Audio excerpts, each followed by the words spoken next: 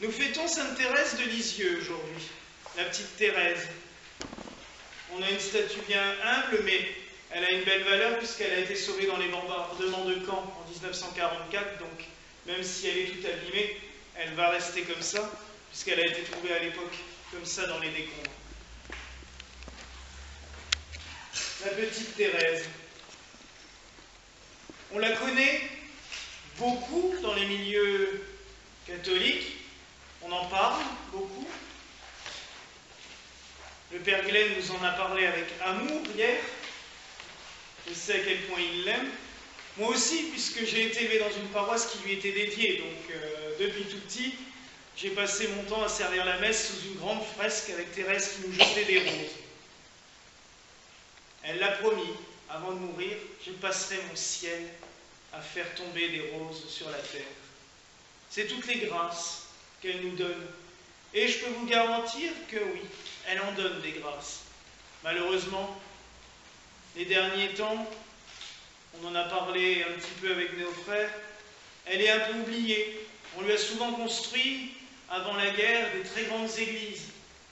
Puis depuis la guerre, ces églises se vident, et maintenant on a tendance à les détruire, à les vendre. C'est dommage. On oublie à quel point elle est importante. L'Église en a fait un docteur de l'Église, alors qu'elle n'a pas quitté son couvent. À l'âge de 15 ans, elle entre au Carmel, et elle en a fait des démarches pour y rentrer si jeune. Elle a été voir le pape, et à l'époque, aller voir le pape, c'était pas évident. Elle arrive devant Léon XIII, elle était un petit peu intimidée. Elle a même eu des mots un peu étranges, puisque le pape Léon XIII était déjà assez âgé, et quand elle est sortie, la seule réaction qu'elle a eue, c'est « on aurait dit un mort ». Tellement il était, le pauvre, assis sur son trône. Mais à l'époque, une audience papale, c'était pas comme avec François, hein. C'était pas le dialogue et la discussion, c'était le pape assis sur son trône, les gens qui venaient lui embrasser le pied, et il ne fallait pas parler. Elle a parlé. Elle lui a dit « moi je veux rentrer au couvent, au Carmel ». Le pape a fait un peu... il a dit « oh, il faut voir ça avec votre évêque ». Le problème c'est que l'évêque avait dit non, qu'il avait lui-même un peu envoyé sur les roses. Mais à force d'obstination, elle a réussi. Elle a fait beaucoup de pèlerinages aussi sur le chemin de Rome, et je pense que ses prières ont été exaucées. Et à 15 ans, voilà une jeune fille qui rentre au couvent, mais par l'intuition et l'inspiration de l'Esprit Saint, la Mère supérieure, qui était sa sœur aînée, lui dit « Thérèse, écris. Écris ce que tu penses, écris ce que tu ressens. » Elle l'a fait. Et elle nous a laissé l'histoire d'une âme. C'est un joli nom pour une autobiographie. Elle nous a laissé un texte très fort où on voit tour à tour des élans de foi terribles et des élans de désespoir total. Elle a vécu les dernières années de sa vie avec la tuberculose. Elle est morte à l'âge de 27 ans. Oui, 27. 24, même. Oui, elle est morte en 97, mais elle est morte à l'âge de 24 ans. Vous voyez, 9 ans de couvent. Et les dernières années de sa vie, elle ne croyait plus. Elle a écrit les plus beaux textes sur la miséricorde, sur la foi et tout, alors qu'elle l'avoue elle-même, c'était la nuit totale. Elle n'arrivait plus. Elle ne voyait plus le bout. Mais elle a été au-delà de ça. Et elle avait une confiance immense. Et le poème le plus beau qu'elle ait écrit, elle a écrit tout plein. Hein. Mais moi, celui qui me marque le plus, et j'y pense constamment, on aurait pu le citer hier, moi, si j'avais commis tous les crimes possibles, je garderais toujours confiance en Dieu. Et plus loin, elle dit, car je sais que mes crimes sont comme un grain de sable devant l'immensité de la miséricorde de Dieu. Et elle voyait, vous savez, la mer, quand elle vient sur le sable, elle pensait que ces crimes, aussi immenses qu'ils pouvaient être, alors qu'elle n'en a pas fait, étaient comme des petits grains de sable. Oui, devant l'amour de Dieu et la miséricorde, nous ne sommes que des grains de sable. Et je vais me tourner un tout petit peu, désolé si je vous tourne le dos, je vais quand même parler à notre diaconesse. Oui, on peut se sentir faible, on peut se sentir incapable, mais Dieu pourvoit toujours. Et sa miséricorde est bien plus forte. On ne serait pas capable de faire ce que l'on fait. Et je pense que mes confrères le confirmeront. Notre vie de sacerdoce, on est des humains. Et nos faiblesses humaines nous submergent bien souvent. Et sans l'amour et la miséricorde de Dieu, jamais, au grand jamais, nous n'y arriverions. Sainte Thérèse, c'est très symbolique parce qu'on avait décidé d'ordonner Élisabeth lors du synode. Le synode cette année tombe avec la messe le jour de la Sainte Thérèse. Sainte Thérèse a écrit à sa sœur, Céline, qui est aussi devenue religieuse. Toute la famille est devenue religieuse, je vous rassure. Toutes les sœurs le sont devenues. Mais elle avait écrit à sa sœur Céline une lettre qui pendant longtemps est restée cachée. Maintenant, elle est quand même de nouveau publiée avec les œuvres intégrales. Où elle écrit, en gros, « Je suis contente de mourir, jeune, car je n'aurais pas pu supporter encore longtemps de ne pas pouvoir approcher de l'autel et de célébrer la messe. Le plus grand désir de la petite Thérèse était de devenir prêtre. Malheureusement, l'Église à l'époque, c'était hors de question. Je sais qu'il y a quelqu'un qui, depuis l'enfance, rêve d'être prêtre. Ça se rapproche, tout doucement, mais ça vient. J'aurais déjà pas cru que tu arriverais au diaconat, hein. C'est ce que tu m'as dit cette semaine. Elle m'a dit, oh, c'était pas possible, j'y arriverai pas.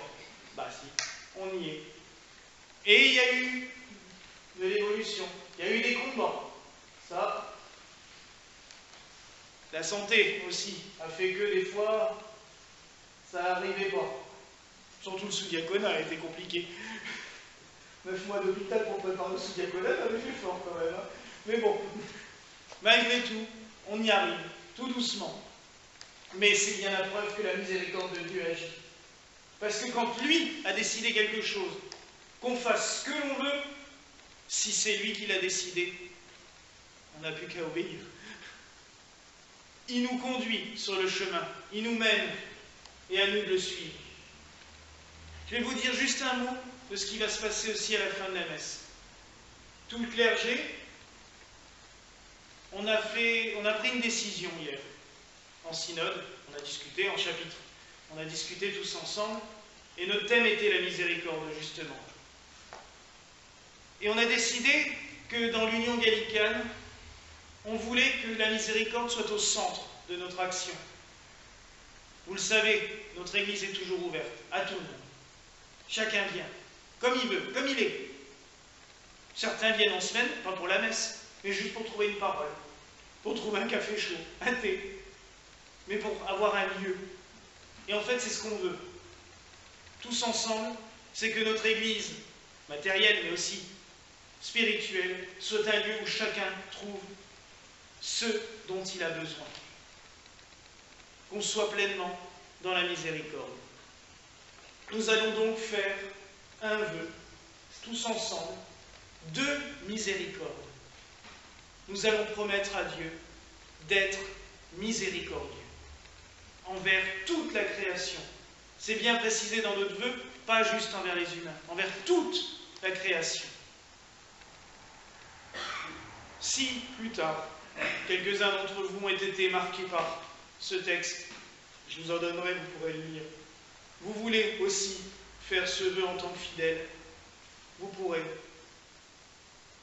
Nous allons le faire déjà au nom de notre Église. Et maintenant, à partir de maintenant, nous l'avons décidé hier, chaque personne qui rentrera dans l'union pour devenir religieux, clerc, fera ce vœu aussi. Il le prononcera aussi. Pour avancer dans notre union, il faut promettre d'être miséricordieux avant tout. C'est le message, vous allez me dire, c'est le message principal de l'Évangile, mais il est bon de le rappeler que notre mission, c'est cela. Sainte Thérèse l'a été miséricordieuse. Alors qu'elle était enfermée dans son couvent, elle a prié pour les missionnaires. Elle a prié pour la conversion des pénitents. Même déjà avant d'entrer au couvent, elle avait prié pour ce meurtrier, Panzini. Tout ce qu'elle avait demandé au Seigneur, pourvu qu'avant de mourir, il te reconnaisse. Et ce type-là, qui toute sa vie avait rejeté Dieu, qui avait rejeté les prêtres à chaque fois que des prêtres venaient en prison, non, j'en veux pas. Sainte Thérèse, alors qu'elle était enfant, a prié pour lui. Elle a prié. Et juste avant de monter à l'échafaud, il a demandé à embrasser la croix. Il a retrouvé Dieu juste avant de mourir, grâce aux prières de notre petite sainte. N'hésitons pas à la prier. Elle est ornée de roses, vous le voyez, c'est ses fleurs préférées. Ça représente les grâces qu'elle peut nous donner. N'hésitons pas à la prier. Je vous ai dit, elle a vécu même la dépression. Hein. C'est une dépression. Hein. Quand les 3 dernières années de sa vie, on ne voit plus que du noir et la nuit, c'est une forme de dépression. Étant enfant, elle avait déjà eu cela. C'est la Vierge qui lui était apparue, qui lui avait souri pour la sortir de cette torpeur. Elle avait perdu sa maman, elle avait 3 ans. Elle a vu ses sœurs aînées partir tout doucement au couvent, se retrouver toute seule. Elle était tombée dans une dépression. Et c'est le sourire de Marie qui lui a redonné goût à la vie. Demandons donc à notre petite sainte, à Sainte Thérèse, de veiller sur nous, de nous protéger, de nous aider toujours à être plus miséricordieux, toujours donner plus d'amour autour de nous, et aussi de protéger notre diaconesse dans son ministère. Et on va en profiter aussi pour notre future diaconesse, puisque ça arrive, c'est au mois de janvier pour faire dire vite. Donc, elle y passera aussi. Prions en ce jour avec ferveur Sainte Thérèse et demandons-lui de nous guider sur cette voie de l'enfance comme nous l'avons lu. Soyons comme des petits enfants devant Dieu. Soyons humbles. Arrêtons notre orgueil. Devant Dieu, ça ne sert à rien d'être orgueilleux, d'être le dur, d'être le fort, qu'on ne l'est pas. Devant lui, on est des petits enfants. Laissons-nous guider et tenir par la main par le Seigneur pour avancer sur son chemin. Voilà la grâce que je nous souhaite en ce jour au nom du Père, du Fils et du Saint-Esprit. Amen.